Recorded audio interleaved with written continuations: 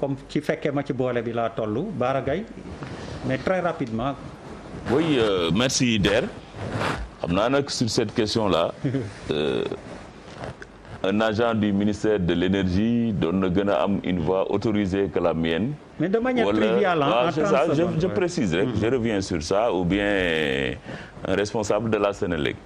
Mais néanmoins comme ci yàlla moo dogal ci position institutionnelle lañ nekk mën naa ci am une position de principe. Position bi mooy lan mooy jàpp naa ne quand même dans le domaine de l'énergie bi ñu jëlee réew mi ak léegi quand même Sénélec ak gouvernement président Macky Sall posé nañ ay actes yoo xam ne li nga xam ne loolu la Sénégalais yi bëgg mooy la disponibilité de l'énergie 24 heures sur 24 Sénégalais yi di ko am au moins dans l'ensemble du territoire loolu jàpp naa ne quand même suñu gouvernement relevé na défi boobu premier élément deuxième élément Sénélec tamit jàpp naa ne eggoon nañu foo xam ne presque entreprise la boo xam ne eggoon na ci suuf parce que plan tàkkal ñëpp dégg nañ ko fi ak yooyu mais quand même à la décharge du ministère de l'énergie et particulièrement Makhtar Cissé ak équipe bi nga xam ne yore nañ Sénélec ci moment yi ci ginnaaw Sénégalais yi gisoon nañ beneen image yu Sénélec quand même en termes de communication de présence ak lépp quand même kenn mënul nangu ne Sénélec def nañ ci liggéey bu am solo te jàpp naa ne réforme yooyu tamit ci le président gën a tegaat loxoom ba tey waa Sénélec dem ba réfléchir ci loolu te bi ma dégloo syndicaliste Sutelec yi li ñu wax mooy ñoom def nañ ay séminaire xalaat nañ ci lu yàgg ba d'accord ci léegi nag am na difficulté ak Akilee parce que li ma dégg surtout waa entre syndicalistes yi wax mooy ñoom Akilee li muy def ñoom la compétence de la Sénélec à l'interne mën na ko def donc pourquoi aller chercher une compétence ailleurs loo xam ne à l'interne à la Sénélec mën nañ ko def loolu nag le débat est là te jàpp naa ne également gouvernement bi ak président Macky Sall tamit dafa am beneen position bu ñu war a am c'est quoi c'est la protection de l'entreprise nationale mais également le développement de nos compétences nationales te jàpp naa ne Akilee quand même au moins ñi ko nekk ay sénégalais lañ et am nañ compétence bi mën naa am peut-être wane nañ ko léegi nag le problème mooy que arbitrage yooyu ñuy def mais jusqu'à présent man gisaguma bi coow li amee ak léegi donc un communiqué officiel boo xam ne ministère de l'énergie moo ko génne gisaguma conférence de presse du DG Sénélec donc li ma jàpp mooy li ñuy waxagun ni ay supputation la rek rencontre bi nag nee nañ ak président am na et tout mais attendons de voir mais li ma jàpp mooy par principe le président Macky Sall veillera à l'intérêt des Sénégalais mais également à ce que Sénélec soit une entreprise performante bu mën a continuer di jox énergie Sénégalais yi parce que sans l'énergie l'économie ne peut pas avancer. Merci beaucoup alors est-ce que géologue yi dinañuy waxi courant. ànd na. mën nañ ci wax fekkoon ne dañu duggoon ci pétrole wala ci leneen mais pour l'instant je pense que honorable député mon ami Sidi Bara et les journalistes qui sont bien informés parce que il faut dire que pour être honnête j'ai pas profondément réfléchi à ce problème-là donc les transactions politico-judiciaires yooyu bon je suis pas très fort là-dedans mais je pense tout simplement que le président de la République il est assez informé et assez entouré de compétences qui puissent lui donner des conseils pour qu'on puisse aller vers la satisfaction pour le Sénégal de ce problème-là loolu rek foofu laa mën a yem quoi. Papis balaa nga naan dam la fàtte. non xam nga tu es l'homme cool. l'homme cool macha allah. maa yambooru jàkkaarloo. c'est bon tu es l'homme cool. non bàyyi bul changer li ma wax. en fait merci Der. merci à tout le monde professeur ak ñëpp ñu toog fii man damay wax ouf moi je dis ouf dans un premier temps. tu es soulagé. non pas soulagé libéré quoi. allégé. Parce que je pense que nous avons d'autres dirigeants dans ce pays. am nañ yenn urgence quoi à mon avis. En partant des faits qui nous sont donnés damay taxaw ci ñaari constat benn bi moom mooy mala la soulevé président de la République bu toogee pour arbitrage këram jaxasoo mu taxaw ne lii bu leen ko bàyyi maanaam na Akilee ak Sénélec na ko racheter du wax nañ jël lu bon. Je ne pense pas que le président demande à ses services d'aller dans une merde quoi. Je ne pense pas.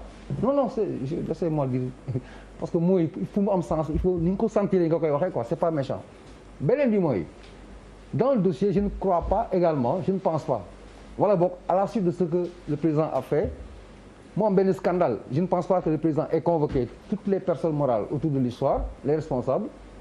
Moi, des manquements, mais extrêmement graves, au point de vue pénal, et qu'il laisse la chose continuer. Il y aurait eu une intervention, de cohérence en termes d'analyse, donc on nous a tympanisé pendant autant de temps pour aller autour d'une table, vraisemblablement, il n'y a pas de scandale. C'est des questions de convergence, de réajustement, de tout ce que tu sais, mais il n'y a pas de scandale parce que le président a réorienté les choses. Nous, dafay dépasser les gens qui sont concernés ñu wat si super présidentialité d'un régime dafa am solo xoolal pour cette histoire-là il a fallu tout ce temps est-ce que xam nga ne depuis décembre l'histoire n'a pas commencé avec Akilee, hein?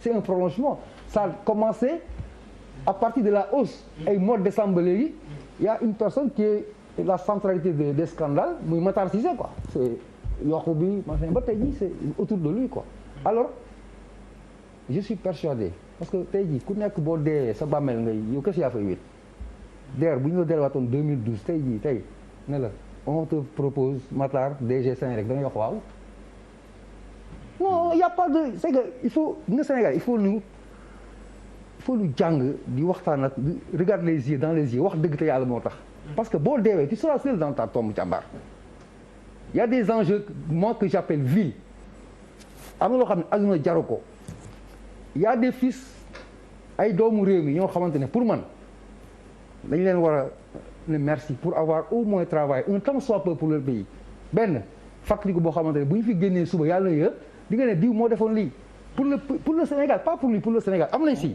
donc je veux dire par là. Oui mais Papis merci pour avoir fait ton boulot tamit est-ce que c'est pas hein? Je suis désolé yow xëy na laa ci dagg ne te désole pas vas-y ouais. Mais laisse je peux continuer. Mais bon merci pour avoir fait ton boulot. Non parce que dañu wax lu yàgg yoo xam ne ça nous a fait perdre du temps benn mooy quand je parle de super présidentialité bi am mais xool je rêve que Sénégal arrivé à un niveau boo xamante ne dinañ am ay mais pourquoi on a laissé pourrir cette situation ba fii alors qu'on pouvait régler ça depuis longtemps honorable wax na léegi lu am solo lu Sénégalais yi nanguta wax te politiciens yi ñu ngi koy commencé di ruumandat wala di commencé organiser c'est-à-dire la suppression du poste de premier ministre est-ce que amul incidence sur l'administration parce que toutes les entités concernées dans ce conflit-là ñoom ñëpp sont sous la tutelle de l'administration sauf Akilee sax am na accointance ak Sénégal ça veut dire que l'administration sénégalaise avait la pleine mesure de régler l'histoire de façon très radicale en suivant la tutelle la hiérarchie elle n'a pas existé où se situe le problème est-ce que du lu honorable wax li c'est un problème de fond qu'il faut revoir. Est-ce que les lenteurs auxquelles nous faisons face ne peuvent pas être épargnées au Sénégal parce qu'il y a des alternatives qui se présentent. Et autant de choses yoo xamante ne mu ngi leen wax donc dama ne man je rêve du modèle américain par exemple qui te propose entre parenthèses je ne propose pas pour le Sénégal mais genre pour casser un peu benn monopole bu excessif bu am boo xamante ne le vice-président il n'est jamais avec le président pour en cas de pépin ki mën a jël xam nga la gouvernance du pays dirigée parce que benn nit kese centraliser tout ça ñu perte du temps or à l'instant où nous parlons il y a des Sénégalais qui meurent pas de maladie naturelle de contamination est-ce que l'urgence est à ce niveau est-ce que l'urgence est à ce niveau benn affaire mooy wolof waaw est-ce que urgence bi mooy loolu am na ay nit yi faatu actuellement ah moo tax keroog may attaqué ma naan ko bul wax ceeb parce que balaa nga ne naam ne fa c'est dans le même sillage donc dañuy jaawale les objectifs les priorités fekk ne du loolu mooy sunu priorité am na yeneen urgence yu am yu gën a ëppal nit ñi solo damay ñaan président de la République na lijjanti lii ñu avancé ci leneen dem ci l'essentiel Matar Cissé Akilee Bitèye Charles c'est tous des Sénégalais on ne peut pas être au-dessus du Sénégal on ne peut pas être au-dessus du Sénégal on ne peut être qu'un fils du Sénégal et ça veut dire tout ce que ça veut dire Charles balaa may dem ci Birima pour bañ ko fàtte. mais Der président lan la dogal. laaj nañ la ko. non moi je suis pas président de la République. je n'ai pas en charge de cette nation. lan la dogal parce que parler comme ça pour parler lan la dogal foog Sénégalais yi xam ko. ah mais journaliste nga Charles. non am na luñ ci lijjanti ba xam ko. lan le président am na loo ci lijjanti xëy na ba xam ko. lan le président dogal quelle est la mesure comme lu ko waxee grand bi nii am na fi lu mu fi wax lu fi am solo. Y a-t-il un communiqué du ministère de l'énergie? Y a-t-il un communiqué de la présidence? Président nee na lan la fa donc nous on va parler comme ça sans savoir président lu mu wax nous on ne mérite pas sénégalais yi. ñoom waruñu xam lan le président dogal foofu ngay waxee je viens de comprendre fi nga bëggoon a yóbbu. la question est là lan le président dogal. nañ ko siiwal mu leer quoi maanaam. lan le président dogal boo ma ko waxee ma ko teer lan le président dogal. Sénégalais yi war nañ xam d'abord loolu. parce que buuba am na lu ma wax sànq xamul. moi je ma wax lu ma xamul lan le président dogal. pour qu'on revoie que ñu jëndaat Akilee loolu la président wax. mais man Der mën naa kii. vas-y. non man en fait man lu ma. non je Bouba s'il te plaît. parce que genre j'ai l'impression que waxuloo quoi. oui c'est vrai que non mais comme il n'avance pas. non comme da ngay continuer. non c'est pas comme il n'avance pas. on a quand même un membre département de l'État ici moom bokk ci biir gisul communiqué du ministère de la Justice gisul communiqué de la présidence et il y a eu un faux décret tout de suite il y a eu un communiqué on n'a rien on a seulement ay wax mooy que président de la République aurait